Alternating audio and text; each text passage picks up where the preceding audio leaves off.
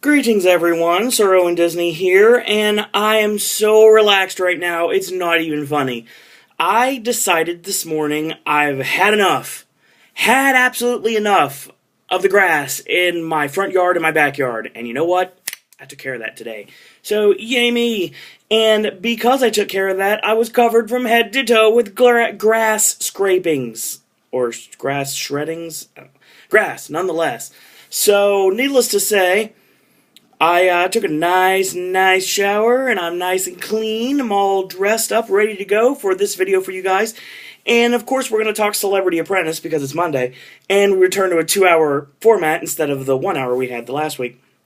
Now, before I get started, I didn't watch the 2013 MTV Movie Awards.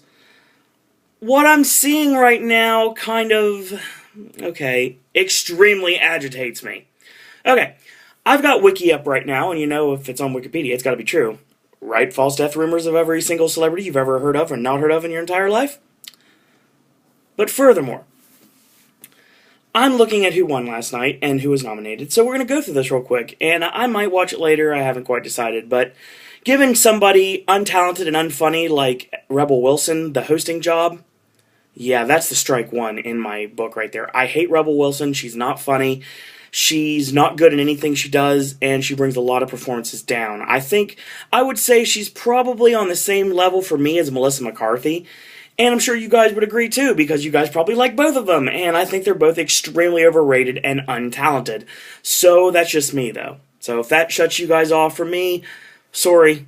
I just do not like Rebel Wilson or Melissa McCarthy. I think they're hacks. I think they're untalented. I think they're unfunny, and I really don't think either one of them should ever work again. You know that orange stand that Ed Harris has in California? I think they should be selling roses by the side of the road, because not to take away from his orange selling business, because that's where they belong. They belong selling items off the side of the road and off Route 66. So, that being said, that's a strike in the wrong direction. Second strike in the wrong direction, there was going to be a Barden Bella's performance to put over Pitch Perfect, and I'm completely fine with that because I really enjoyed the movie. Unlike AJ, I liked Pitch Perfect a lot, I have my reasons. But when it boils down to it, it wasn't the same because the Barden Bellas did not have their fearless leader. That's right, Anna Kendrick was on location filming another movie, so she was not able to make the performance. So, needless to say, Brittany Snow could not have delivered, and Skylar Astin and the rest of the Barden Bellas, and they could not deliver, really. They had a medley of The Climb, Lose Yourself, and Girl on Fire. First off, The Climb, for personal reasons, I enjoy the song. It's a little slow. Lose Yourself, I hate Eminem with a passion. And I'm starting to not really, like his music, but I'm starting to understand his music a little bit more. I mean, I don't absolutely hate Marshall like I used to, but I still don't think he's very talented, to be totally honest. That's just me, though. And Girl on Fire, the only reason I know of this song's existence is because of Todd in the Shadows, and obviously he didn't like that song, and after reviewing it, I didn't like it either. So it wasn't really a great montage.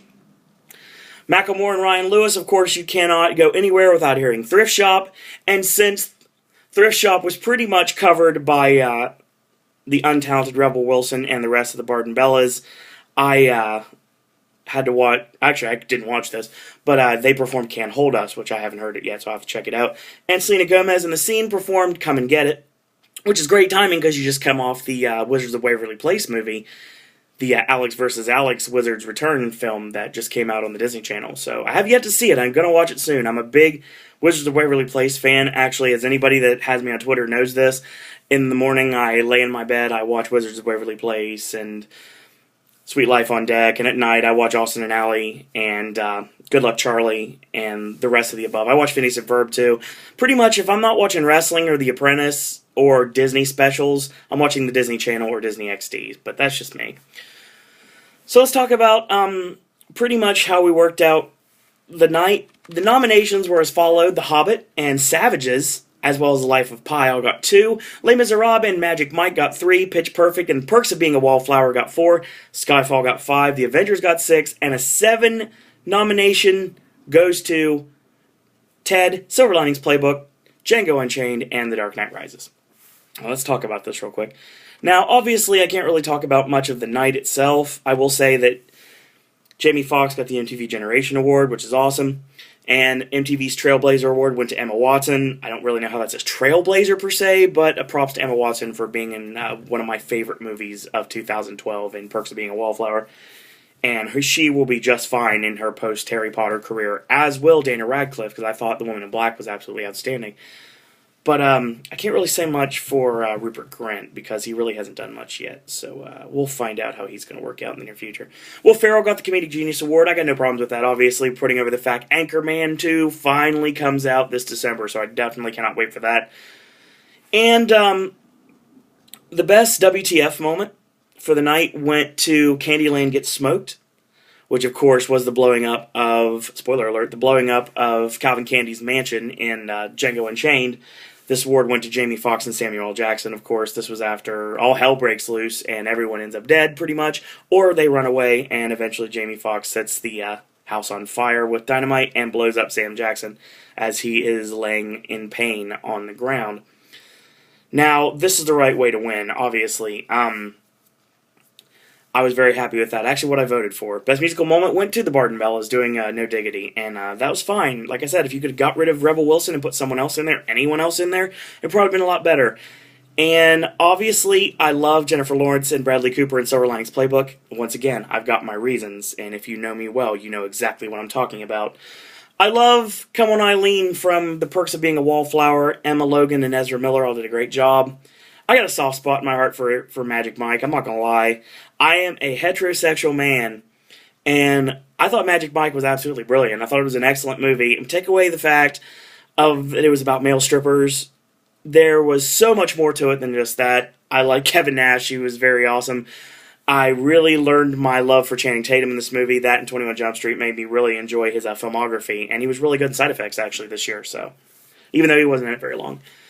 And obviously, the song that could not be escaped from this year was I Dreamed a Dream from Les Miserables, and Anne Hathaway did not win for that Best Musical Moment. Then again, it is the MTV Movie Awards we're talking about here. Best On-Screen Duo went to Seth MacFarlane and Marky Mark for Ted. That's alright, I guess. I mean, it could have been a lot better. I voted for Calvin and Steven, obviously, Decap, and Sam Jackson in Django. And I don't have a problem with any of the nominees. I mean, Ruffalo and Bob Downey for Avengers, and Ferrell and the criminally overrated Zach Galifianakis in The Campaign, which actually was a pretty good movie, and of course Jennifer and Bradley in Silver Linings Playbook. Best fight, for whatever reason, went to Hiddleston against the Avengers. I don't know why. It doesn't make any sense. This should have went to Django, or should have went to Dark Knight Rises. Obviously, Batman versus Bane and the historic backbreaking, and Hardy making Bale humble. That is obviously an iconic moment in comic book history, and it lost to Thor, Captain America, that's been a long day, Black Widow, The Incredible Hulk, and Iron Man fighting off of Loki, and didn't really work out very well for me. It was a good fight, I liked it. I liked when Hulk smashed Loki, that was pretty over, and it got a huge laugh from everybody in my theater, the numerous times I saw it. And but nothing could beat Django this year. I don't care what anybody says. Nothing could beat Django. Best Kiss went to Bradley and Jennifer for Silver Linings Playbook. That's awesome. I have, once again, personal reasons for loving that. And I don't understand... I understand why they won. I'm very happy they won. I really would have liked to have seen Emma and Logan win for Perks. I thought that was great. Once again, if you know me personally, you know exactly why. And Kara and Jared from Moonrise Kingdom. I love Moonrise Kingdom. It did not get enough accolades this past award season. But, of course, Jennifer was nowhere to be found, and she's filming, I believe, the Soderbergh flick right now, so I'm not positive on that. AJ will probably, if he watches this for whatever reason, he will probably correct me on that, but I'm pretty sure she's filming the Soderbergh flick right now. Or I might be wrong. She might be filming something else. Either way, I know she's filming something. That's the reason why she wasn't at the MTV Movie Awards. Summer's Biggest Badass went to Chloe Grace Moretz in Kick-Ass 2. I'm telling you, this girl's going to be a star, and I really like her in everything she's done. I mean, she's even good in Diary of a Wimpy Kid, even though she's in it for, like, no time whatsoever. She's really good in Diary of a Wimpy Kid, and I love her in Kick-Ass. I really liked her in Let Me In, and I cannot wait to see her in Kick-Ass 2, and definitely cannot wait for Carrie. It's going to be really good, and I'm very happy she won. So that's pretty awesome. Obviously, I could have went for Logan, but I haven't. Percy Jackson is basically just exists for me and AJ for one of the biggest jokes in the history of the man, Percy Jackson's stroke of genius. So I'll probably break that down for you sometime if you want me to.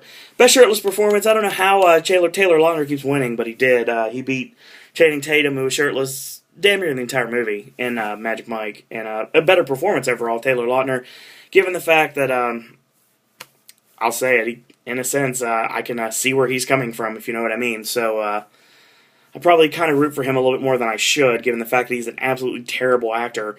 And I would have thought Magic Mike would have won. I thought it would have had the upper hand. It did not. I don't understand why. And that's interesting. Best scared as shite performance. That's for you, Ashley.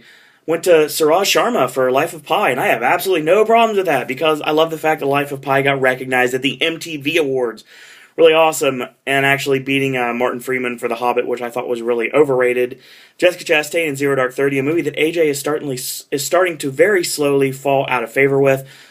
Jennifer Lawrence in House at the End of the Street, and Alexandra Daddario in Texas Chainsaw's 3D remake, and which actually wasn't terrible. Best hero, I don't have any idea how Martin Freeman won this because he beat both Iron Man and Batman. I don't know how he won. I mean, Bale or Downey should have taken this, and they didn't. Best villain should have went to Leonardo DiCaprio for Calvin Candy. Went to Hiddleston for The Avengers. Don't know why. Just did. Even could have went to Hardy for The Dark Knight Rises. I mean, or Javier Bardem in Skyfall. I mean, the only person I really don't get in this is Marion Cotillard, but this is like The Dark Knight Rises 2, Django 1, Skyfall 1 in The Avengers, and The Avengers took it. So this was a nice night if you're The Avengers, which is a nice night for Disney, which is a nice night for me. So, best breakthrough performance should have went to Ezra Miller for Perks of Being a Wallflower, even though it's obviously not his breakthrough performance. Ezra Miller's breakthrough performance would easily, without question, be when you talk about Kevin. And Quivention Wallace for Beasts of Southern Wild was okay. Suraj Sharma is who I voted for. Actually, no, I didn't vote for. I voted for Ezra Miller. And Eddie Redmayne from Les Miserables. Don't forget that he was in a brilliant film with Michelle Williams called Marilyn and Me. And I very much enjoyed that movie, so props to that. And they gave it to the overrated host of the show. That was BS, not gonna lie. Best female performance went to Jennifer Lawrence for Silver Linings Playbook. I don't have any problems with that. At least Rebel Wilson didn't win. I'm very happy with that. And best male performance did go to Bradley Cooper for Silver Linings Playbook, looking like CM Punk like he does. And best picture went to The Avengers, which is really strange. So interesting night. And they presented the Catching Fire trailer, the first official one for Catching Fire, which comes out later this year. And I have yet to see it. I'm probably actually going to watch as soon as I'm done with this review. So, there's always that, and interesting shows, actually. Liam Hemsworth actually was the one who presented the teaser, because obviously no one else in the film was there. And some interesting performances. I can't really say anything about the award show. I'm very happy Twilight didn't win everything, and it can't win everything anymore, and that's awesome. So, that's fine. I mean, MTV Movie Awards, better luck next time. But at least they got some of it right. Props to the love for the Silver Linings Playbook, and I'm very happy with that. And props to love for Life of Pi, and Chloe Moretz from Kick-Ass, and definitely, without question, giving Jamie and Sam Jackson from Django the W2F moment. I was very happy with that. So it kind of worked, I guess. There's also sneak peeks for Fast 6 and World War Z movies, trailers we've seen over and over again, and extended clips for Iron Man 3, which is not that long away, folks. We're only about 2 weeks away from Iron Man at this point. Actually, let me look at that to make sure, because I have a calendar right in front of me. So, yay, it's 15th. And we are literally 2 weeks. Yes, that is true. We're 2 weeks away from Iron Man, so that'll be fun. But that's not why you guys are here. You guys want to hear so we can talk Celebrity Apprentice, and that's exactly what we're going to do here. And we're going to recap last week's show as we started, as always. And it aired before this. So we had a nice little 3-hour block of Celebrity Apprentice, which is pretty cool. So, basically, last episode, Gary Busey, he spun his genitalia like a Ferris wheel, or at least figuratively speaking, he did. Plan B still won. Dennis Rodman got fired. And everyone is relieved to see Trace walk back into the room, because obviously Dennis only brought Trace back, so it was either going to be him or Trace, and we all knew it was going to be Dennis. So, we see Penn traveling to Opportunity Village outside of in downtown Las Vegas, I believe. And basically, if you don't know, Opportunity Village is a charity that helps people with disability train for work so they can make money in their everyday life. And he gives them the $20,000 from Melania and the $20,000 from Donald Trump. So $40,000 going to Opportunity Village. So basically, once again, it is telling you something I already know already. Penn's going to go all the way this year. I've said it once. I'll say it a billion times. Penn Jillette's winning Celebrity Apprentice this year. And the only person that's standing his way right now is Trace Adkins. And I think right now, I'll say it here on April 15th, it is the final two. Trace Adkins and Penn Jillette. And that's the reason why Penn wasn't allowed to be put on Team Power, but I'll talk about that in a second. So Donald meets the celebrities on top of the building, and to make a nice little connection to film. Lots of movies are made in Manhattan, so they have a view of Manhattan, so you put two and two together. They're going to make a silent film that's going to promote the Australian Gold products. And Australian Gold is all about spectacle and sun care, so not going to mention the word tanning. I guess tanning is kind of a passé term nowadays. Australian Gold brings color to an otherwise black and white world. So that's the main focus we have here, right? Okay, think about that. Their connection to this task is about as strong as Trump's connection to the task presentation locale, but the celebrities really can't ask any questions. As usual, judged on brand messaging, product integration, and creativity. Now, Trace, Lil Jon, and Brandy are looking for a new team member. So, Trump asks Trace, since he is the captain now of a team no longer overpowered by Omarosa, and ask him point blank who he wants. Without even thinking about it, the cowboy says, Penn. Well, duh. That's the obvious answer, because Penn's the strongest player on Plan B. Say what you want about anybody on that team. Penn Jillette is the strongest player on Plan B. And Trump's like, I don't like that, basically choreographing the fact that Penn and Trace are the final two, but we'll get to that later, around May 19th. That's no pun on Kane for See No Evil. That May 19th, WWE storyline. Anyway, I'm wearing my TNA shirt, so we're all across the boards today.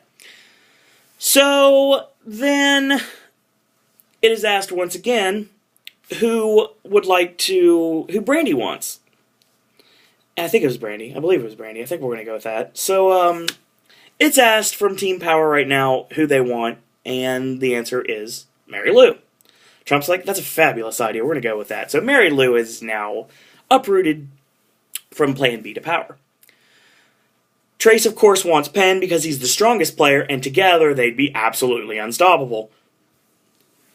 But Trace knows in the back of his head that he was using that as a power play just to see if he could figure out exactly what Trump was thinking. And he knows that he doesn't want to unite them unfairly because the show kind of needs to last a little bit longer, and they don't want to just tick people off every week. Tick people off the list, not like anger people. Anyway, that works too. The PMs, of course, are Gary Busey, as everyone knew, and surprisingly Trace, which all the internet speculation was supposed to be Brandy Roderick's as the PM. I guess she'll be PM next week. I guess the upcoming scenes from the upcoming episode basically tell you Brandy is the PM for next week. I think it's going to be Brandy against Lisa. That's what I think the task will be next week, but we'll talk about that next week. That's just my prediction. I don't know. So Gary right away suggests to make the movie set in the 1920s, but Steven suggests making it kind of contemporary, and Lisa says since they're selling sun care, and people were quite pale in the olden days.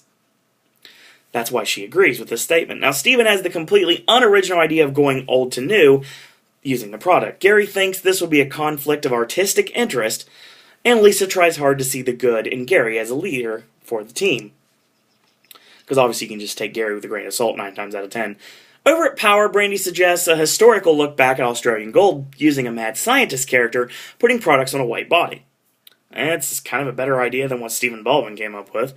Lil Jon, who lost his season's Australian Gold Challenge, has a little bit of an idea what the executives want, so he throws his 2 cents in and highly recommends using their signature Sydney the Koala figurehead.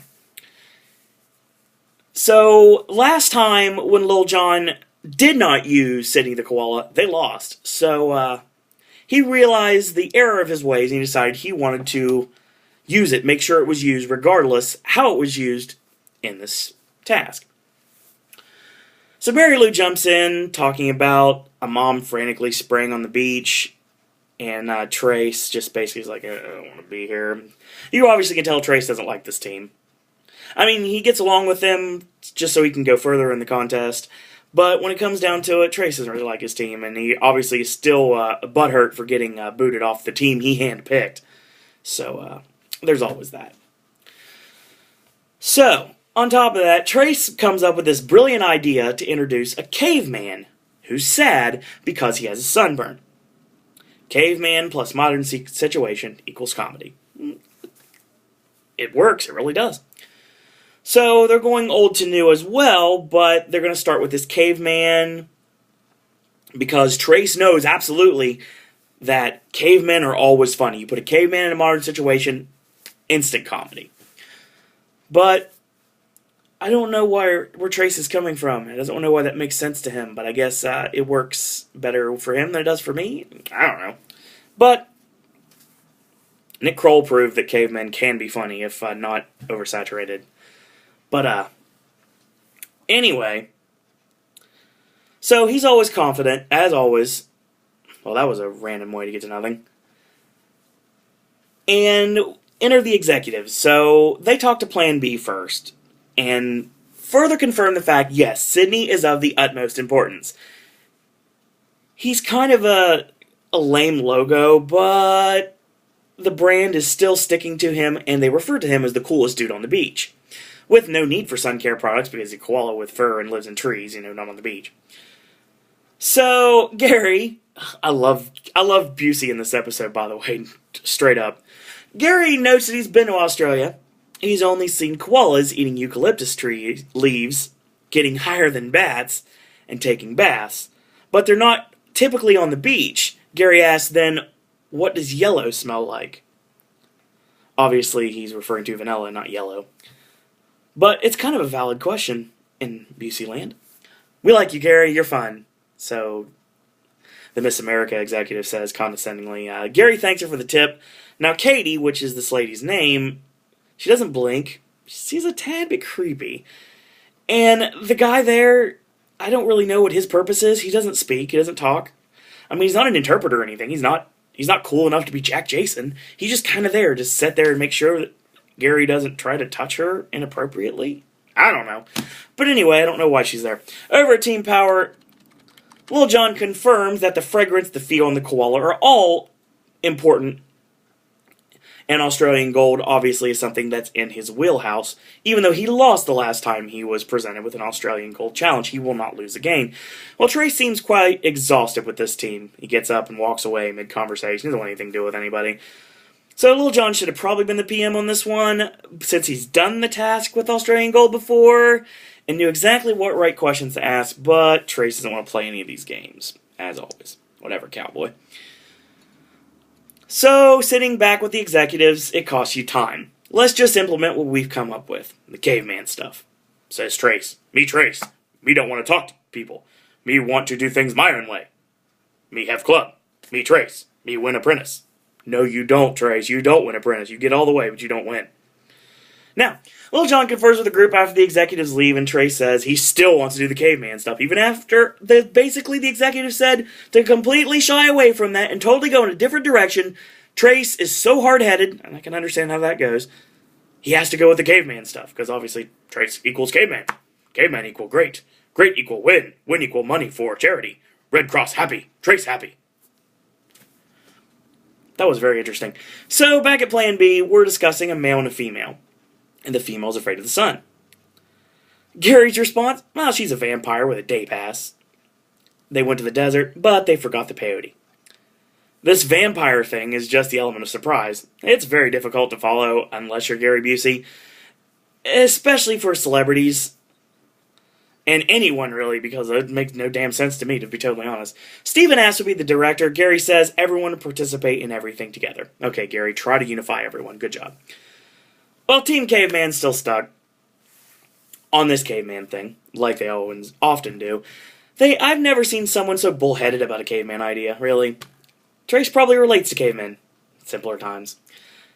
So this bad idea train barrels ahead, pushing past the stop at Reason Station. Trace tells his team they don't need to worry about product integration, one of the 3 criteria they will be judged on, and we'll just throw in that end thing along with some brand messaging. He wants to tell a story about cavemen, dagnabbit! So Plan B is doing pretty bad at this point, probably worse. They're still brainstorming at this point, going absolutely nowhere fast, especially nowhere coherent. Gary's shaking bottles of bronzer at Steven in agreement. Penn is suggesting a flasher coat full of products, or like a bandolero cross with all the products aside. There's proof positive. Penn suggested the fact that all the products need to be shown, and he pretty much got shouted out by Stephen Baldwin. But that'll come back to bite Baldwin later on, but we'll get to that later. So who's going to wear this coat? Maybe Sydney, the coolest flasher on the beach. Who knows? Gary tells Steven and Penn to go to the studio to come up with a shot list. Now, this should be Gary's job. Lisa points this out rather definitely, she points it out.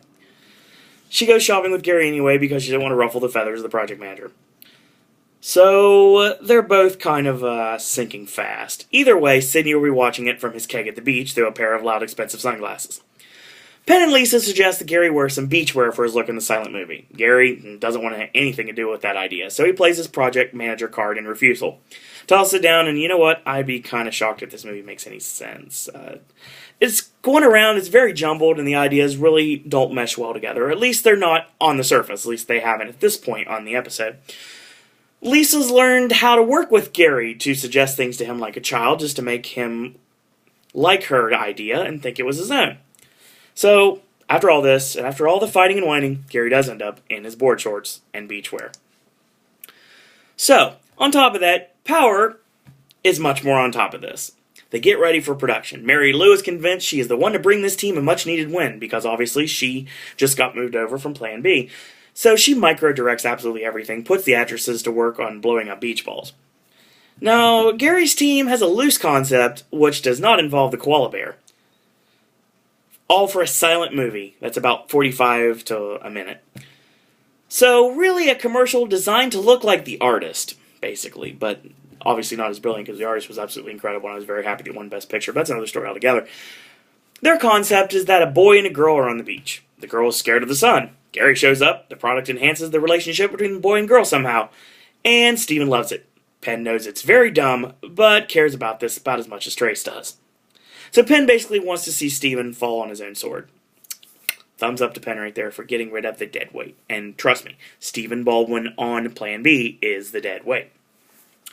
Trace still thinks cavemen are the pinnacle of comedy. He breaks a chair just by sitting on it. I've done that before. And if you don't know this story, I'll tell you real quick. AJ and I were watching Shorts. You know, the Robert Rodriguez movie from several years back in my old place. And I was sitting in a chair, unlike this one. This one's a whole lot more sturdy than that one was. That one was probably on its last legs anyway. And I was laughing so hard, when I'd laugh, I'd tip the chair back. When I tipped the chair back, I laughed so hard, I broke the chair. Yeah. It was hilarious, and it was quite funny between the two of us for a long period of time. So I can understand why Trace could break the chair. So Mary Lou calls Trace out and basically says everyone has to understand their inner Fred Flintstone and or animal. So Trace acknowledges he is a housebroken caveman. So that's why they're so funny. Makes sense completely to me. Meanwhile, Brandy lotions up the other cave models, and of course, that is sexy to Caveman Trace. So somehow Plan B looks like they finally had a way to incorporate Sydney because Lisa is now holding him. Don Jr. comes in and notes this team seems quite relaxed and not really rushed. It doesn't seem like Gary is really the one in charge, though, but of course, it doesn't matter as long as the product comes out okay in the end. Now, the absolutely stunning and completely flawless Ivanka comes in to Power's team, and seems pretty flustered by Trace in the caveman outfit. Trace mentions Ivanka laughed at him for what seemed like an unbearable length of time. Now, the plot for Power's product seems to be about as discernible as the other teams. Caveman's sad. He finds a portal, for whatever reason. I don't know how portals existed then. That leads him into the 1920s. Comes out in 1986, the year that Australian Gold was born, and that's their idea. Gary decides to focus on his acting, so Stephen Baldwin steps up as director. Stephen considers him a fantastic director, considering himself a fantastic director. That's why he took over. But nothing really can make Gary a good spokesperson for any brand. But it does seem like throughout the season, and probably for the rest of the season, the executive seems very interested in the way Gary is, I'll use the word passionate for their products, and willing to put them over at all costs. So that's what a good spokesperson should do. But, on top of that, Lisa noticed Stephen is running the show 100% completely at this point. No one knew what would happen until Stephen put them in front of the camera and tried some ideas out. Trace looks like a caveman. He does, and he's pretty good at it. Not that the story makes any sense, or didn't lose any purpose along the way. Mary Lou's still trying to nitpick details like the way umbrellas open in the 1920s, how you had to pop them open yourself instead of pushing a button. But they should clearly be a lot more concerned about the big picture and incorporating the koala. Little John knows this, but is probably so tired of Trace's attitude and stubbornness. Mary Lou will also remember everything about this day in history, so let's just make this a good one. So, we get to the editing bays, and at the editing bays, Penn tries to take on the editing because he is awesome, and he needs to do everything possible to get his team over. And, make no mistake about it, Plan B is now Penn Jillette's team, without any question.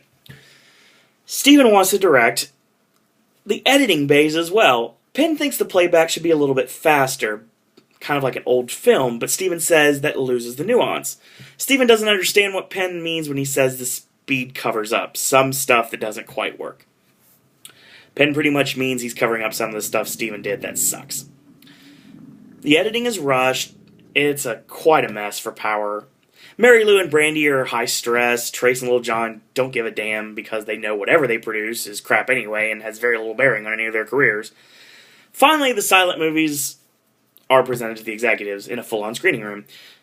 Now, Plan B is first. Gary makes the wise move of bringing the stuffed koala bear in there with him, so he's holding it pretty much the whole time. Stephen thinks it's quite stupid of an idea, but he knows how the executives work by now, so it's a great idea. The executives are charmed by Gary Busey, making a practical mockery of their product. They sit back and watch the commercial as Gary watches on the other side, like this, watching the executives. Gary thinks the executives love it, but they probably love that celebrities give it the good old college try. This film is stupid. It doesn't make any sense. It really doesn't. Why is Gary Busey turning around holding bronzer? Why is the bronzer blocking this beach-loving guy who's trying to get a tan, much older woman into the sun? In the presentation, Gary makes two things abundantly clear. Settling the koala is absolutely important and more important than anything else, and he will terrify the executives 100% into liking his team the best. That's what Gary does. He terrifies people. Nothing against Gary Busey. He's just a very creepy individual. So Power goes next, and Trace asks them to imagine a world without Australian Gold. This film, as opposed to Gary's, has titles explaining the action. It tells a cute, kind of quick story and hardly features the product, but makes a little bit more sense. Even though the fact at the very end of the spot you see the products in a faraway shot shooting the entire product line on a beach table. Basically forcing you to know this is about Australian Gold. Even though the fact if you were watching this from the back of this room, you probably couldn't tell what they were. They were just random bottles that said the word SPF possibly on them. So Trump meets with Eric and Katie, who are the executives. So Katie tells Donald the teams did great. Trace's team had focus and they grasped the concept. And Eric agrees with Katie. That's pretty much all he does this whole episode. He just kind of agrees, kind of nods his head. He's a yes man in every sense of the word. I can't call him a keychain because I don't know if he exists in her life outside of the workplace, but who knows. Katie says Gary's team had a lot of creativity. They really liked Lisa. So Donald, of course, brings up Lisa's lips like he does all the time. And Eric's like, okay, whatever you say. Okay, let me get back to what I was doing. Anything more than this. So both teams did an incredible job, Donald says incorrectly. And then he asks Eric, of all people, who the winner is. Like Eric even knows what's going on. He stared into Katie's Jafar snake staff way too long to experience any free will. In the boardroom, it's clear Gary has still latched onto Sydney the koala as an item of importance and didn't pay much attention to who was doing what on his team. Everyone treats Gary like a child, and they congratulate him on tying his shoes. Now, compliments of Trace's team are interrupted by Donald, not noting just how gorgeous Ivanka is looking. And oh my god, she's stunning at this point. I heart Ivanka. Oh wow, I heart Ivanka Trump so much. Oh my gosh, absolutely.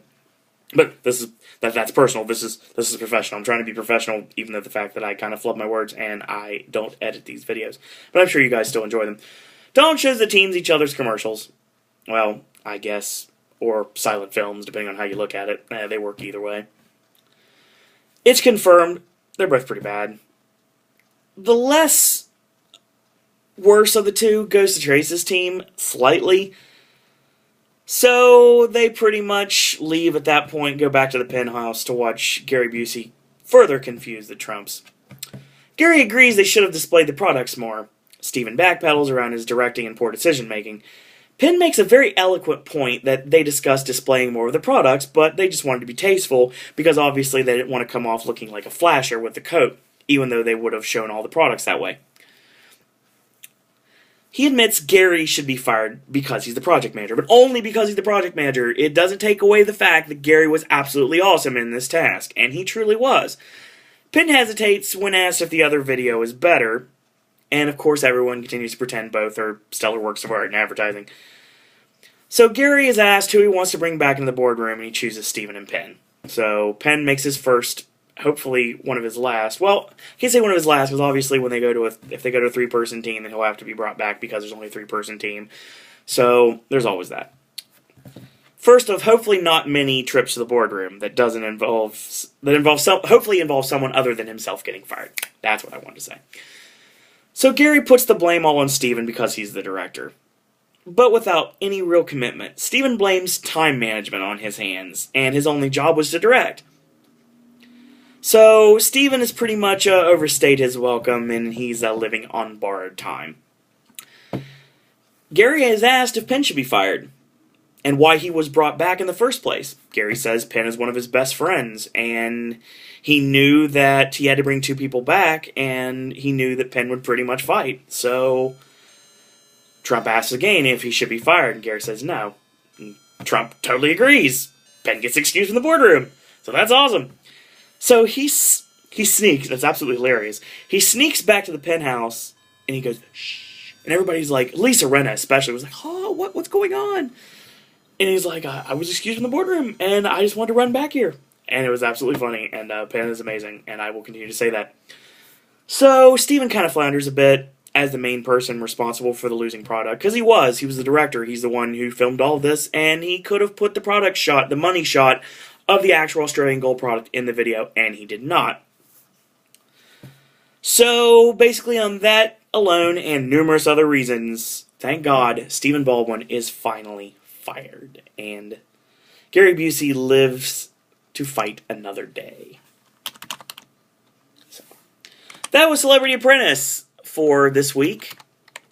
And interesting episode, to be totally honest.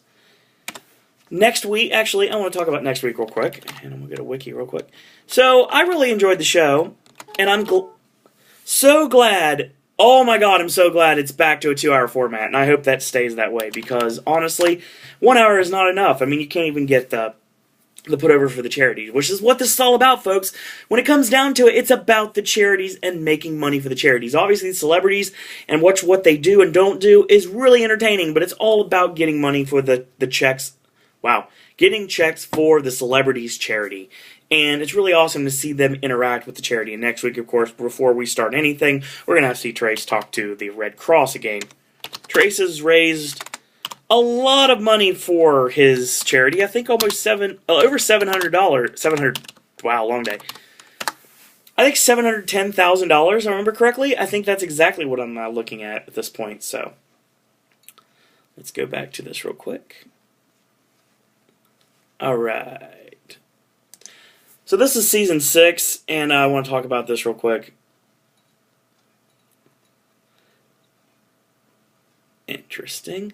The episode 8 is going to be called Are You My Zulu Dancing Man? And the players are going to be asked to create an interactive travel expo for South Africa tourism. Now, supposedly, I don't know if this is the case or not, supposedly the project manager is supposed to be Brandy. And I don't know who the Plan B project manager is going to be. And I'm not sure who it's going to be at this point. So I guess we'll see what happens. And I think Brandy's going home next week. I really do. So there's always that. Apprentice was fun as usual. Look forward to next week's episode. And watch what they do with South Africa tourism. So that's today, and I really enjoyed The Apprentice, and I'm glad Stephen Baldwin got fired, because obviously I was getting really tired of him, and I'm sure you guys enjoyed my shooting on him on every second I got. And during the episode, Stephen also kind of endeared himself to get me to hate him further, because he called Penn creepy. He's basically saying, because he deals in magic and illusions, he's also creepy, he's also tall, but you need to like flick him in the nose and make him go away. I mean... Get over yourself, Stephen Baldwin. I'm glad you're fired. You didn't use Alec. You didn't even try to use Alec for your own mom's charity. Are you stupid? Obviously you are. It was absolutely ridiculous. You didn't try to use Alec. You know why you didn't use Alec? Because Alec wouldn't have gave you Jack. And that's for your mom. Unbelievable. So next week we'll continue. And obviously now, because of the one firing tonight, for the first time, Power is at an advantage. But I think they're about to lose their advantage next week. So next week, go back to more Celebrity Apprentice. And we prepare ourselves for the rest of the week, as usual. So let's talk about the rest of the week right now, shall we? I need to get a hold of AJ today. And it is Monday, so hopefully I need to get a hold of Will, too. And hopefully he will be joining me tonight for a Monday Night Raw. Tomorrow we're going to talk about Monday Night Raw. And I work till 6. And then after that, hopefully going to B-Dubs with AJ. Wednesday, because I switched Kelly, because Kelly's awesome and she switched me, I am going to work until 5, and then I'm going to B-Dubs. And then on Thursday, I am going to B-Dubs, and I'm going to watch TNA Impact. So there's some stuff coming in the near future. Obviously, as normal, Wednesday and Thursday do not have anything scheduled currently, but I will give you guys videos for sure. Friday, we're going to talk TNA Impact. Saturday, we're obviously going to talk about SmackDown, and Sunday we're going to do AJ's Weekend Movie Reviews, and on Monday we're going to be doing Raw. Celebrity Apprentice, and then Tuesday we're doing Raw. So, once again, thank you guys for watching. For all you new people that are watching, thank you for finding me with whichever way you have found me. If you want to follow me on Twitter, you're more than welcome to at @SirOwenDisney. And like these videos, thumbs up these videos. I haven't seen any thumbs up yet. Excuse me. Hopefully that's coming in the near future. I'm going to try to get this uploaded as quick as I can, so that's going to be all we have for today. So I'm going to go get me some lunch, because I am absolutely starving, and I need to call AJ and Will and find out what's going on tonight. So hopefully some good news in the next couple of hours, if you know what I mean. So I'm going to get off here. Thank you guys for watching. Once again, thank you guys for stepping into my world for just a little bit and enjoying the glare on the side here. I promise, while my mom's in for the one day on Friday, I will try my best to try to figure out how to get rid of that glare. And once I get rid of that glare, I like this way this looks now. So that's probably how it's going to work from now on, guys. So, thank you for watching. And until tomorrow, that's all I got to say about that.